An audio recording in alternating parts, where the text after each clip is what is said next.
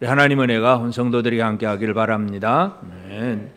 우리는 이사야 선지자를 통해서 하나님께서 이 땅에 세우시는 하나님의 백성들, 하나님의 백성들이 어떤 모습이 되어야 되느냐 하는 걸 살펴봅니다. 왜냐하면 하나님께서 구약의 이스라엘 백성들을 향하신 하나님의 의도는 지금 이 시대, 신약 시대 우리 교회를 향한 하나님의 의도와 같은 얘기입니다. 그래서 하나님께서 이사야 선지자에게 보여주셨던 그 말씀들, 이것은 지금 우리에게도 그대로 적용이 되는데, 이제 6장에서 이사야 선지자는 성전에 임하신 하나님, 그 영광의 하나님, 이 영광스러운 하나님을 체험을 하였습니다. 그러면서 화로다 나여, 내가 입술이 부정한 사람이고 입술이 부정한 백성들 중에서 하나님을 배웠다 그러면서 자신의 부정하고 더러움을 고백을 합니다. 그때에 이제 스랍 그 천사 중에 하나가 부젓가락으로 제단에 있는 그 숯을 가지고 와서 날아와서 이사야의 입에다가 댑니다. 숯불을 입술에다 대고 하는 말이,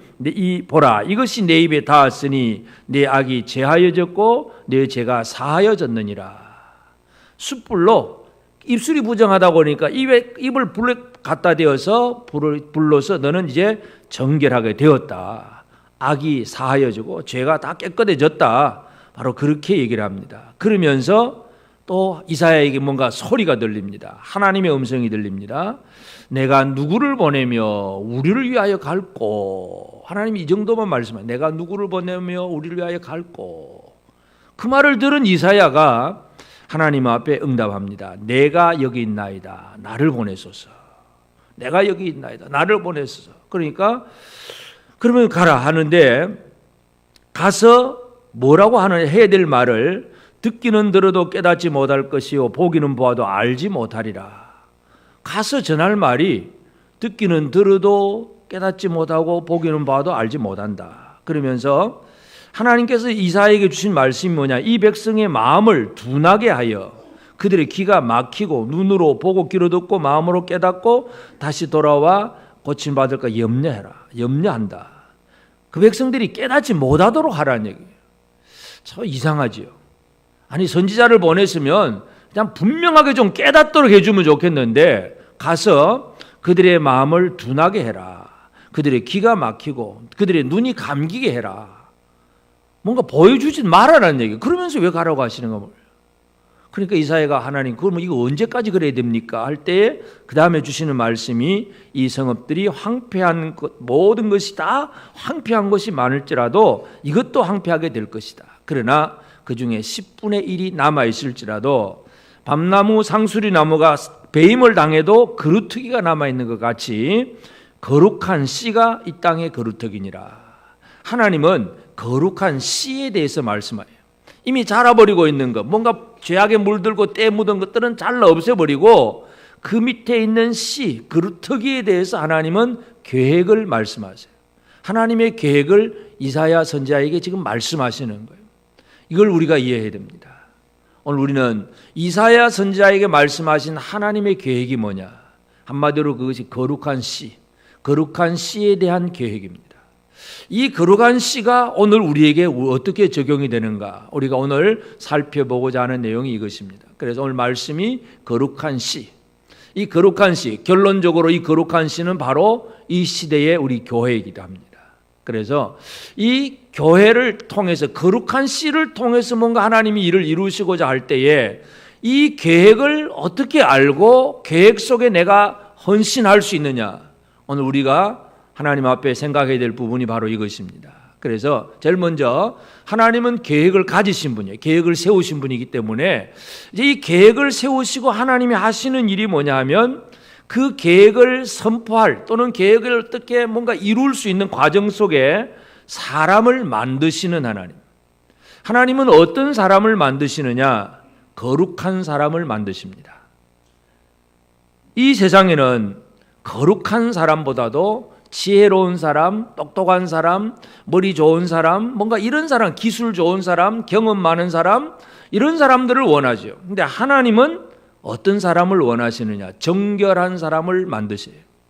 이사야가 화로다 나여, 입술이 부정한 중에서, 그러니까 자기 부정함을 얘기하니까 고쳐주옵소서 말도 안 했는데도 스랍이 날아와서 숯불로 이사야 입술에 대면서 정결하게 되었다고 선포를 해줍니다. 바로 이것은 하나님이 어떤 사람을 원하시느냐, 하나님은 거룩한 사람을 원하십니다. 여러분은 거룩한 사람이 되셨습니까?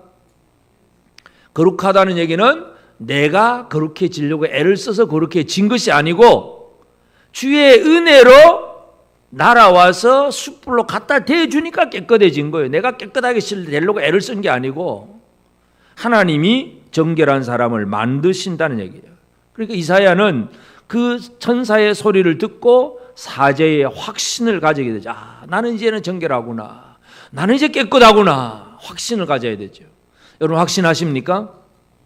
여러분은 정결케 되었다는 사실에 대해서 확신하십니까? 하나님의 은혜가 우리에게 주어지면 내 어떤 부정하고 더러운 것이라 할지라도 정결케 된다. 이거 깨닫는 게 가장 중요해요. 왜냐하면 내가 여전히 부정하고 더럽다는 생각으로 가득 차 있으면 하나님 일을 할 수가 없습니다. 사도 바울은 예수 믿는 사람을 핍박하는 사람이었어요. 가장 큰 죄를 지었죠. 그럼에도 불구하고 결국 사도 바울은 사도로서 역할을 합니다. 왜 그렇게 할 수 있느냐?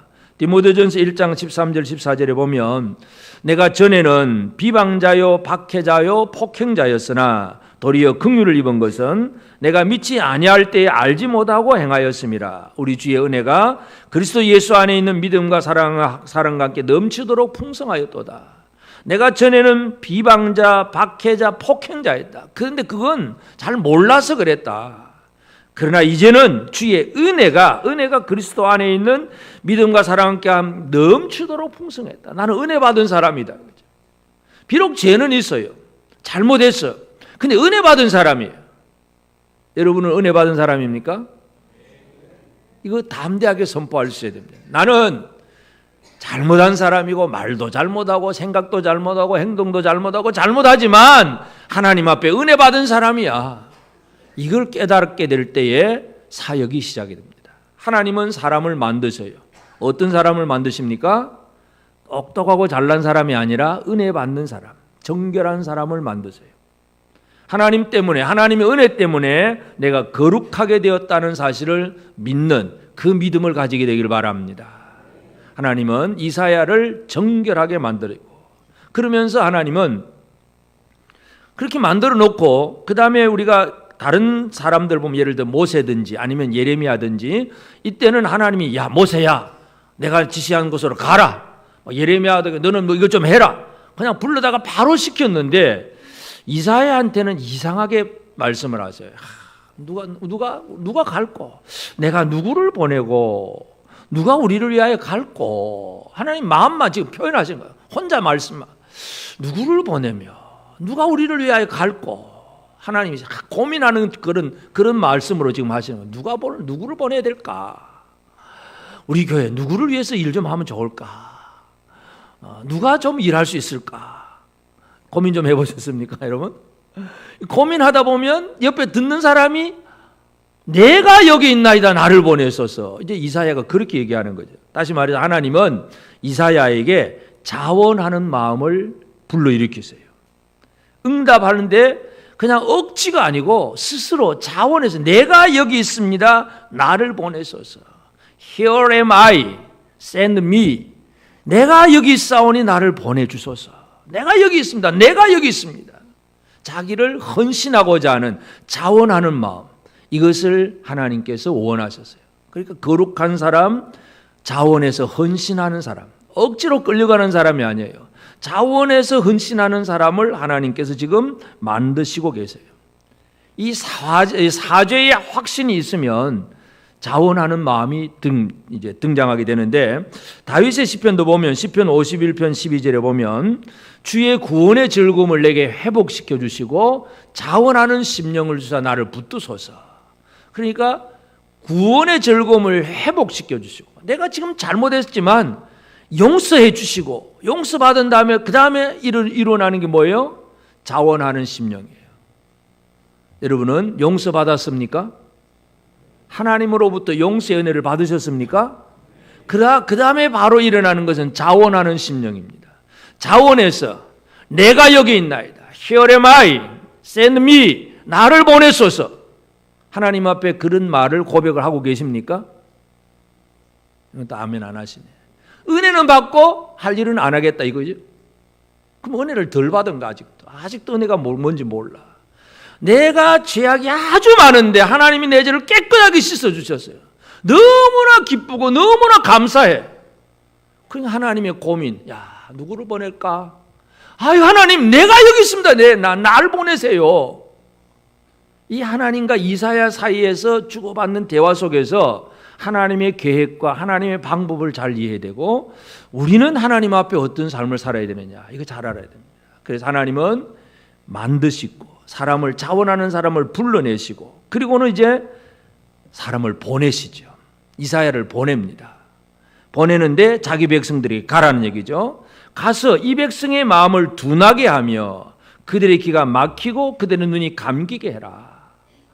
가서 이 복음을 전해라 얘기가 아니라 가서 이 백성들의 마음이 둔하고 귀가 막히고 그냥 고침을 받지 못하도록 해라. 그렇지만 말씀은 전해라 이거죠. 하나님의 계획을 선포하라는 얘기예요. 하나님의 계획이 뭐냐 이것을 얘기하라는 겁니다. 이스라엘은 멸망이 이미 예고되어 있습니다. 1장에서 6장, 5장까지 이스라엘 유다의 죄악에 대해서 계속 선포하셨기 때문에 자 이제 이 백성들은 멸망할 것이 예고가 되어 있습니다. 근데 하나님은 참 자비로우신 하나님이시기 때문에 우리가 그 요나서를 봐도 니네에 가서 요나가 막 외치면 그 사람들이 막 금식하고 회개를 하니까 하나님 또 다 용서해 주시잖아요. 그러니까 이 요나가 그거 알고는 니네에 안 가려고 애를 썼었는데 그러니까 하나님은 이사야를 보내면서 자, 이 백성들을 둔하게 해라. 아예 그냥 알아듣지도 못하게 해라. 그렇게 말씀하세요. 그러면서 그들을 싹 베어버리고 남은 그루터기에서 뭔가 새로운 싹이 나게 될 것. 이게 하나님의 계획이에요. 그래서 하나님은 거룩한 씨에 대해서 얘기합니다. 그루터기는 남아있는 것처럼 같이 거룩한 씨가 이 땅의 거루터기니라. 하나님은 지금 이 유다의 남은 유다 백성들을 멸망시켜버리고 그리고 남아있는 그곳에서 거룩한 뭔가 씨가 자라나서 새로운 뭔가를 이루겠다는 것. 이게 하나님의 의도고 하나님의 계획이에요. 그 사실을 선포할 사람을 하나님은 보내시는 거예요. 하나님은 이사야를 부르시고 만드시고 보내시는 하나님이십니다. 지금도 마찬가지. 하나님은 계획을 가지신 하나님이세요. 그러면 그 계획을 이루는 사람을 하나님은 만드세요. 부르시고 보내시는 하나님이십니다. 하나님은 계획을 세우시고 지금도 우리를 부르시고 우리를 보내시는 하나님이십니다. 믿으십니까? 하나님이 어떤 분인가를 알아야 됩니다. 그래서 하나님의 계획은 거룩한 씨, 거루터기에 대해서 말씀을 합니다. 그러면 이제 이 거룩한 씨, 이 거루터기는 문자적으로 보면 결국 이제 이사야가 이 예언을 하고 나서 몇백 년 후에 이제 예레미야 당시 유다가 멸망당하면서 이제 바벨론 포로가 되어버립니다. 바벨론 70년 포로가 되어버리고 그리고 70년 후에 하나님께서 돌이켜서 다시금 그 백성들이 회복되게 하세요. 그걸 다른 말로 남은 자라고 표현합니다. 하나님은 이 남은 자를 통해서 뭔가를 얘기하는데 우리는 이 구약 성경 이사야 특별히 예언서를 보면서 예언서의 1차적인 그런 언급이 유다이기도 하고 뭐 남은 자이기도 하고 이거지만 핵심은 뭐냐 하면 그 안에 예수 그리스도가 가장 핵심이에요. 율법도 그렇고 선지자도 마찬가지고 그래서 거룩한 씨 그러면 이 유다 백성들이 다 멸망당하고 그 중에 남아있는 사람들 이제 그 사람들 얘기지만 결국 그 사람들을 왜 하나님이 남겨두시냐 하면 그들을 통해서 예수 그리스도가 이 땅에 등장을 하셔야 돼요. 그래서 그 남은 자를 남겨두시는 거예요.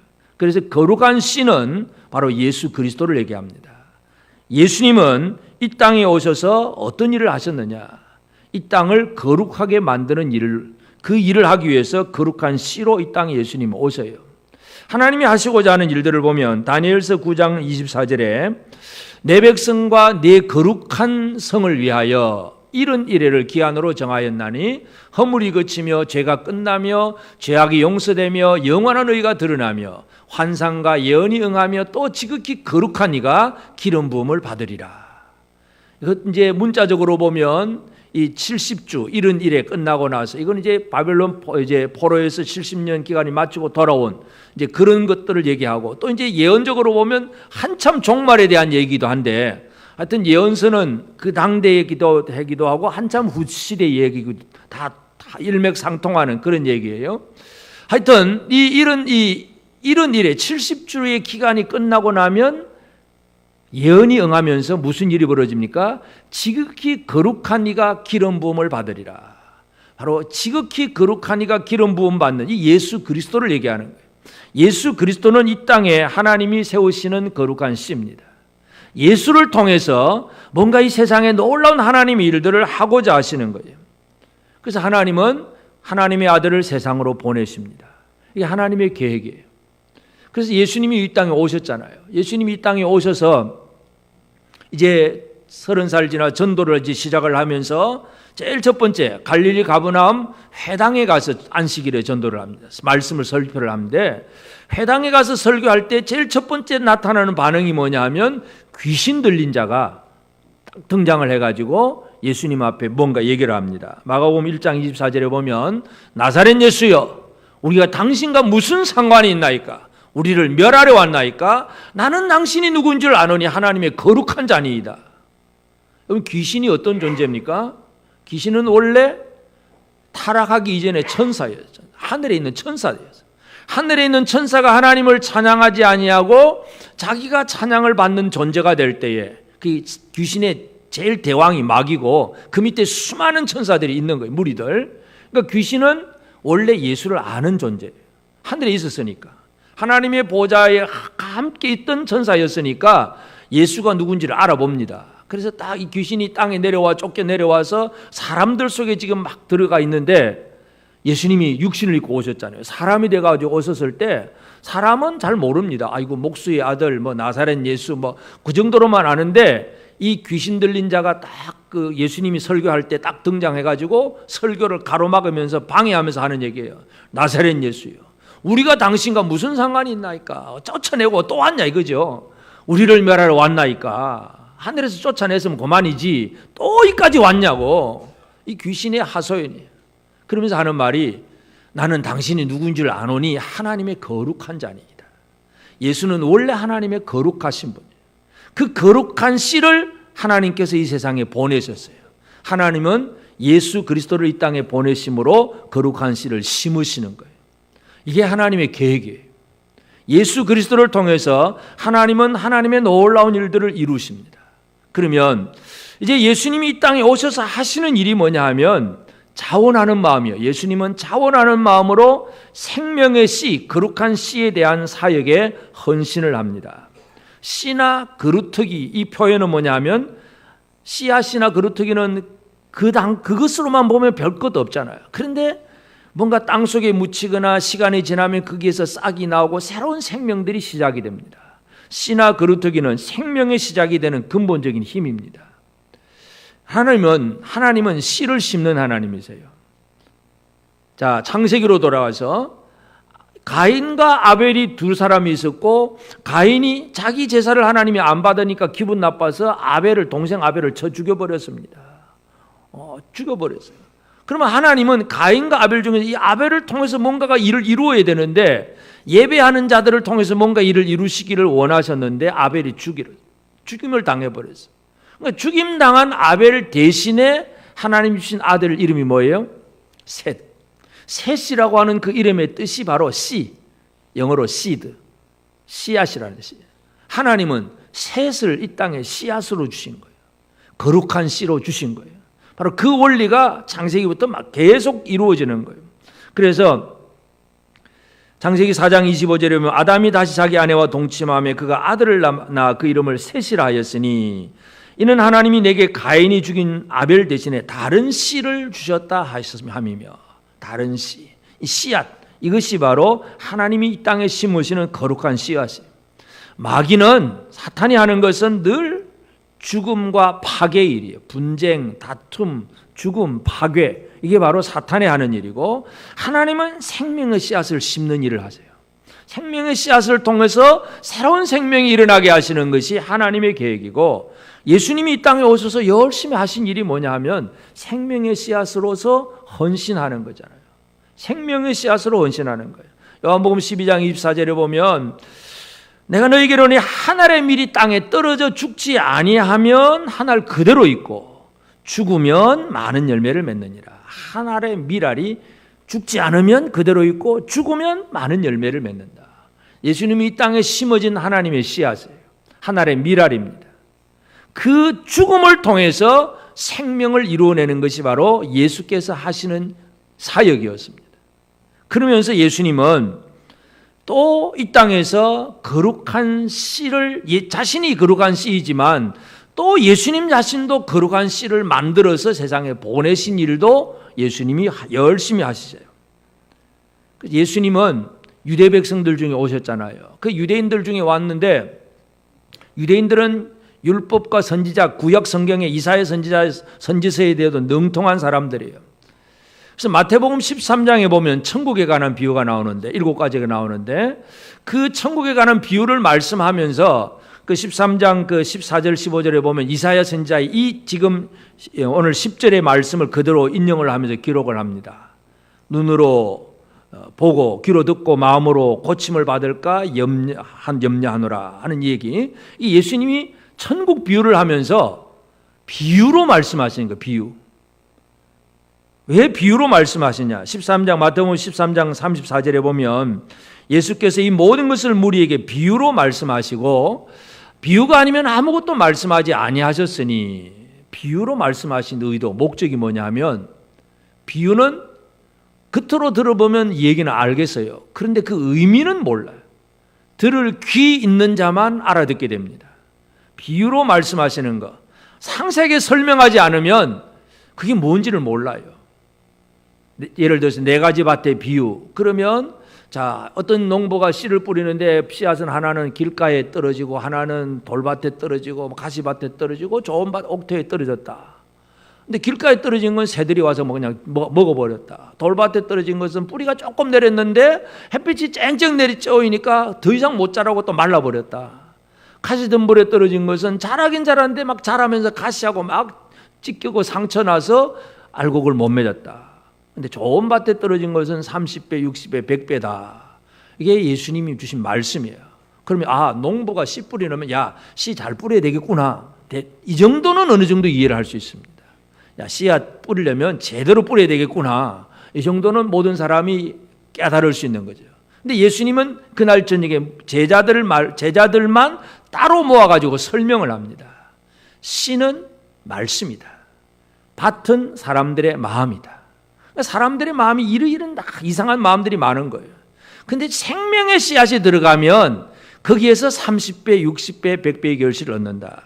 예수님이 이렇게 말씀하세요. 그 얘기는 뭐냐 하면 제자들에게만 설명을 해주세요. 제자들만 알아듣도록 하신다는 얘기예요. 무리들, 유대인들에게는 그냥 비유로만 말씀하신 거예요. 그러니까 사람들이 듣기는 들었는데 도대체 이게 무슨 얘기인지를 몰라. 하나님의 말씀이 뭔지를 모른다는 얘기예요. 설교를 들어도 들을 귀가 없으면 무슨 얘기인지 몰라. 전혀 관심도 없고 생각도 없고 설교를 듣는 순간에도 멍뚱한 생각만 하고 있지 하나님의 음성 들으려고 하지도 아니하고, 또는 듣기는 들었는데 그게 무슨 의미인지도 모르겠고, 그건 어쩔 수가 없어요. 제가 예를 들어서 졸고 있든지 아니면 스마트폰 가지고 다른 거 하고 있든지 아무리 깨워도 소용이 없어. 그냥 안 듣는 걸 어떡하겠어. 하나님이 내버려 두시면 어쩔 수가 없는 거죠. 들을 귀 있는 자만 들을지어다 이거예요. 여러분 귀가 있으십니까? 하나님의 말씀은 귀 있는 자만 듣게 됩니다. 아무리 선포해도 안 들을 사람은 안 듣고, 듣고도 깨닫지 못할 사람은 깨달을 수가 없어요. 하여튼 예수님은 제자들에게 말씀을 계속 가르쳐주고 비유로 설명하고 또 설명하고 가르쳐준 이유는 제자들 속에 말씀을 심어서 그들이 말씀 안에서 변화되기를 바라는 것. 이들을 거룩한 씨로 만드는 작업이 바로 말씀 심는 거예요. 하나님의 말씀이 제자들에게 들려질 때에 제자들의 심령이 변화되고 새로워지고 또 성령이 임해서 성령 말씀을 깨닫게 되고, 그게 이제 제자들이 거룩한 씨가 되는 작업이에요. 예수님이 이 일을 하신 겁니다. 이 땅에 내려오셔서 그렇게 또 자신이 하나님의 미랄이 되어 죽으시면서 제자들에게 말씀을 주셔서 거룩한 씨를 만듭니다.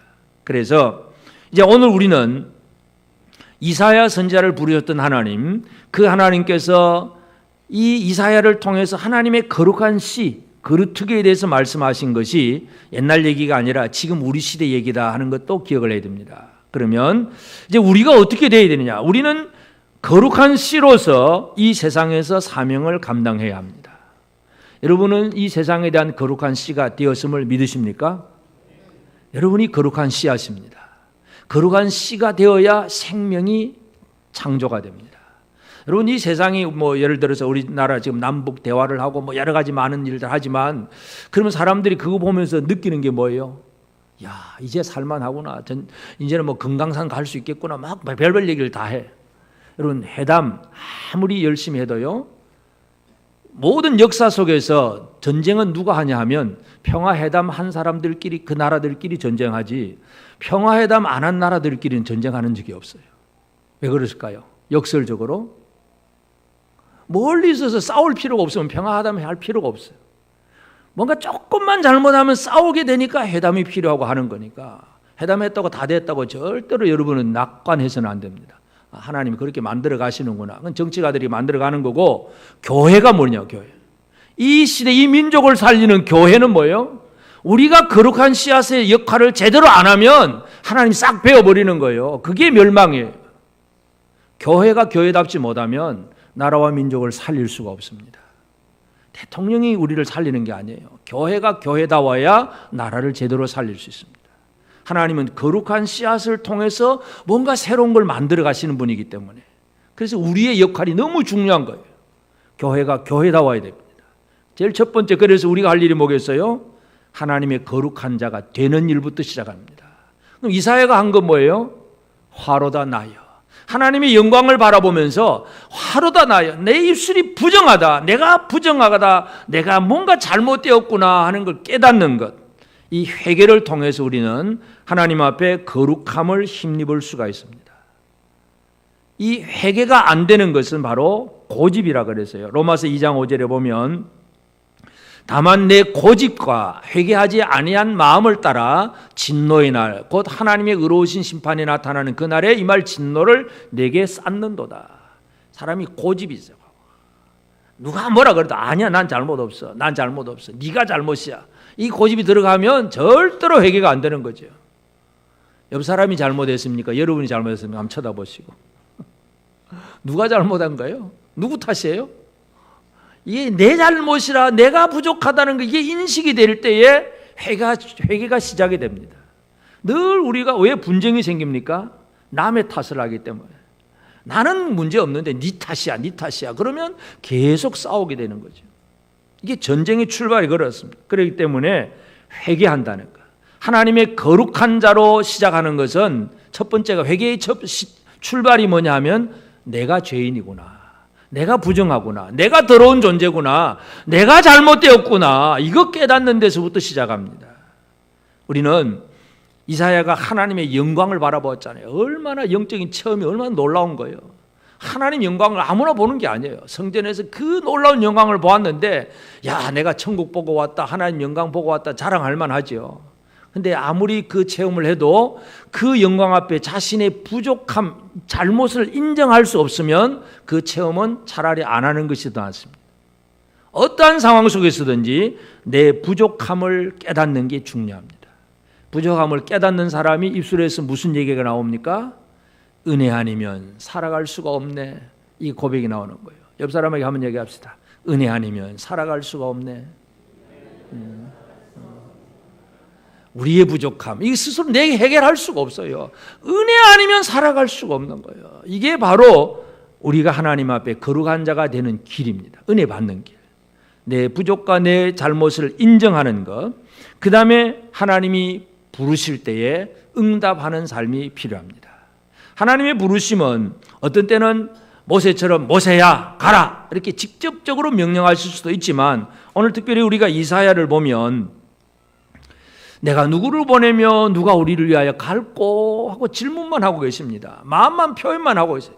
누가 우리를 위하여 갈꼬. 근데 듣는 사람은 한 사람밖에 없어요. 다른 여러 사람 중에서 예를 들어서 뭐 10명이 있으면 야, 누가 나를 위하여 갈꼬 하면 10명 중에 한 사람 뽑는 얘기겠지만 지금 이사야 한 사람한테 하는 얘기거든요. 이사야가 가라 그 얘기긴 한데 하여튼 말씀하시는 방법이 뭐예요? 그냥 질문입니다. 내가 누구를 보낼까? 누가 우리를 위하여 갈까? 누가 갈까? 한 사람밖에 없는데 하나님 그렇게 말씀하세요. 자원하는 마음으로 응답하라 그 얘기예요. 여러분, 하나님은 우리에게 자원하는 마음을 원하십니다. 예수님이 제자들에게 나를 따르라 그러니까 베드로는 어떻게 합니까? 그물을 버려두고 따랐어요. 마가복음 1장 20절에 곧 부르시니 그 아버지 세베대를 품꾼들과 함께 배에 버려두고 예수를 따라가니라. 베드로는 그물을 버려두고 또 이 야고보와 요한 세베대의 아들들은 자기 아버지를 버려두고 세베대 아버지를 버려두고 따라가고, 하여튼 예수 제자들을 보면 그냥 부르심이 있으면 그냥 응답해요. 아멘 하고 가는 거예요. 가자. 누가 우리를 위하여 갔으면 좋을까? 하나님의 생각만 알면, 하나님 생각을 읽으면 그 다음 할 일이 뭐예요? Here I am. Here am I. 내가 여기 있습니다. Send me. 나를 보내주세요. 아멘. 아멘 잘 안 하시네. 내가 여기 있습니다. 하나님 날 좀 보내주세요. 이 자원하는 마음, 하나님이 가장 원하는 거 이거예요. 그래서 이 자원하는 마음은 하나님의 일에 헌신하는 거예요. 헌신. 사도 바울은 물론 자기가 처음에 자원하는 건 아니죠. 막 자기가 하는 것은 그냥 핍박하러 돌아다니는 그 시점에 예수님이 하늘에서 불러서 이제 깨닫게 되고 이제 사도가 되겠지만, 하여튼 사도가 된 다음에 바울은 몸을 다해서 복음 전하러 열심히 다니죠. 하여튼 헌신하는 일들은 바울은 자기 몸으로 그냥 때웁니다. 근데 빌립보 교회는 또 어떻게 하느냐 하면 빌립보 1장 7절에 보면 내가 너희 무리를 위하여 이와 같이 생각하는 것이 마땅하니 이는 너희가 내 마음에 있음이면 나의 매인과 복음을 변명함과 확정함에 너희가 다 나와 함께 은혜에 참여한 자가 됨이라. 바울은 몸으로 복음 전하러 다닌 사람이고 빌립보 교회는 헌금을 통해서 사도를 후원하면서 사도가 일할 수 있도록 물질로 기도로 돕는 사역, 그것이 은혜에 참여했다 그렇게 표현합니다. 하여튼 여러분이 앞장서서 나가든 뒤에서 기도하든 물질로 후원하든 어떻게 하든지 복음을 위해서 뭔가 하고자 할 때 하나님 내가 뭐 할까요? 내가 할 수 있는 일들에 최선을 다해서 자원하는 것, 이 마음을 하나님이 원하십니다. 억지로 하는 게 아니고요. 억지가 아니고 감사함으로, 기쁨으로, 자원함으로 하나님께서 원하시는 그 일에 헌신하고자 하는 것, 이게 바로 이 시대에 필요한 하나님의 사람들입니다. 그리고 그 부르심에 응답하면서 이제 우리는 하나님이 보내신 곳에서 거룩한 씨가 되어서 하나님이 원하시는 삶을 살아야 됩니다. 그래서 이 거룩한 이 씨, 거루터기는 1차적인 문자적인 의미는 유다 백성들 중에 남은 자이지만, 그러나 그것의 가장 핵심 실체는 예수 그리스도예요. 그리고 예수 그리스도는 이 땅에 제자들을 또 남겨놓으면서 뭔가 이 씨앗을 통해서 뭔가 놀라운 일들이 이루어지기를 원해요. 모든 족속으로 제자를 삼으라. 모든 민족 제자 삼으라. 제자 12명, 그것도 한 사람 빠져버리고 11명. 그 11명 제자 모아놓고 너희는 모든 민족으로 제자 삼으라. 이게 예수님 제자 씨앗을 심는 거예요. 여러분이 거룩한 씨앗입니다. 거룩한 씨앗은 이제 어떻게 살아야 됩니까? 어떻게 해야 됩니까? 첫째는 내가 거룩한 씨앗이 되었다고 하는 자기 확신이 필요합니다. 예수님의 사역을 하실 때 보면 요한복음 10장 36절에 보면 하물며 아버지께서 거룩하게 하사 세상에 보내신 자가 나는 하나님의 아들이라 하는 것으로 너희가 어찌 신성 못하기라 하느냐. 지금 예수님이 막 사람들과 논쟁을 하면서 자신에 대해서 얘기를 하는 거예요. 아버지께서 나를 거룩하게 해가지고 세상에 보냈는데, 근데 내가 하나님의 아들이라고 그랬는데 네가 왜 신성 모독이라고 하느냐. 나는 하나님의 아들이고 나는 거룩한 자다. 예수님은 자신의 확신이 담대하게 있는 거예요. 물론 이 확신 때문에 십자가에 죽는 거죠. 이 확신이 없었다면 대제사장들이 아이고 저 뭐 예수 뭐 별것도 아니네 하고 죽이지도 않았을 거예요.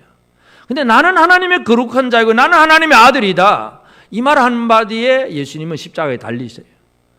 참 쉽지는 않지요. 하나님의 거룩한 자로 거룩한 씨로 산다는 것, 자기 확신을 가지면 그때부터 핍박이 시작이 됩니다. 그래도 괜찮으시겠습니까? 좀 편안하게 살고 싶습니까? 확신 가지고 핍박을 받으시기를 원하십니까? 나는 하나님의 아들이야 그러면 사탄이 그냥 내버려 두질 않죠. 하나님의 아들인지 아닌지 모르니까 사탄이 이놈은 내 편이구나 하고 그냥 내버려 두는 거고, 진짜 하나님의 아들로서 하나님의 사역을 감당하고자 하면 사탄이 그냥 내버려 두지 않죠. 어떻게 하든지 무너뜨리려고 애를 쓰지요. 그럴지라도 나는 하나님의 거룩한 자다, 확신을 가질 필요가 있습니다. 여러분 스스로 한번 외칩시다. 나는 하나님의 거룩한 자다. 이 땅에 심어진 하나님의 거룩한 씨다. 이 자기 확신, 내가 누구냐, 나는 이 땅에 심어놓으신 하나님의 거룩한 씨앗이다. 그럼 자동적으로 씨앗은 어떻게 되어야 됩니까? 열매를 많이 맺으려면 한 알의 밀이 어떻게 되어야 열매를 맺습니까? 죽고 썩어야 열매를 맺습니다. 안 죽으면 밀알 그대로 있고 죽으면 많은 열매를 맺는 것이 추수의 법칙이에요. 죽기를 원하십니까? 죽고 싶습니까? 일단 우리는 여러 가지 다 해야 되겠지만 옆에 있는 사람들을 위해서 한번 얘기합시다. 내가 당신을 위해서 한 알의 밀이 되게 해서 죽겠습니다.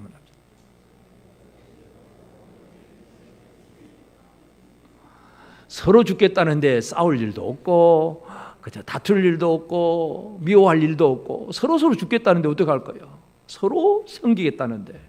여기에 놀라운 하나님의 씨앗, 생명의 원리가 나타납니다.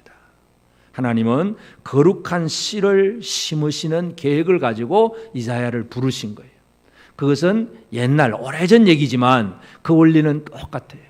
예수 그리스도를 통해서 이 땅이 구원받습니다. 그런데 예수님은 잠깐 오셨다 가셨고 이제 우리가 그 사역을 맡은 거예요. 이 나라, 이 민족, 우리 주변의 사람을 살리는 모든 역할이 우리가 거룩한 씨앗으로 제대로 죽어가는 것. 이 삶을 통해서 우리는 하나님이 원하시는 뜻을 이루어갈 수 있습니다. 옆 사람을 한 번 더 격려합시다. 당신은 하나님의 거룩한 씨입니다. 잘 심고 잘 죽으시기를 바랍니다.